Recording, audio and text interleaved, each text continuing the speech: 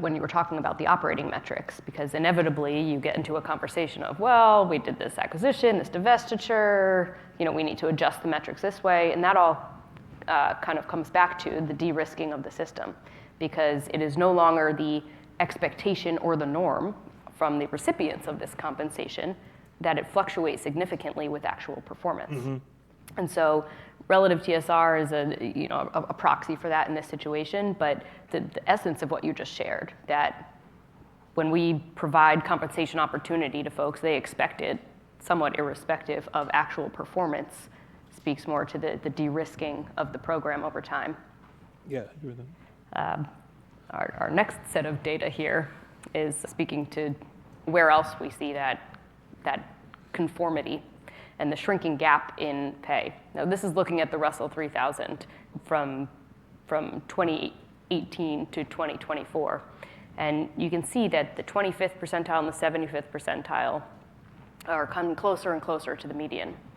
And this is some of the pressure that boards are seeing along the lines of, this is what I need to be paid no matter what, is when we do a peer group analysis, everybody's moving toward median. That's what ISS expects, that's what the investors expect, and that's what the executives expect.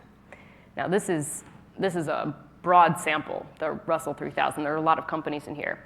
When we do this exercise with smaller peer groups, particularly at the larger companies that fall under the greatest scrutiny, this is even more pronounced. And Steve and I were talking earlier about, we run a study on board comp for basically any Fortune 100 company, and the 25th to 75th percentile range is like $10,000 or less. Everybody's doing the exact same thing.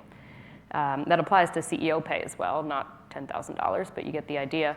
Yeah. And this has implications beyond just everybody doing the same thing. Yeah. So back to ISS and their major influence on decisions and say on pay, particularly for those bigger companies where everybody in the peer group is within this very tight range. Any small deviation in pay is going to fairly materially, or has the potential to really, really impact the relative alignment test, because an additional $10,000 might, in a very real way, impact your percentile rank relative to peers, and thus the result on the test that is the biggest driver of negative recommendations from ISS. So the appetite to deviate from median, for a number of reasons, has significantly decreased, and we see that in the data.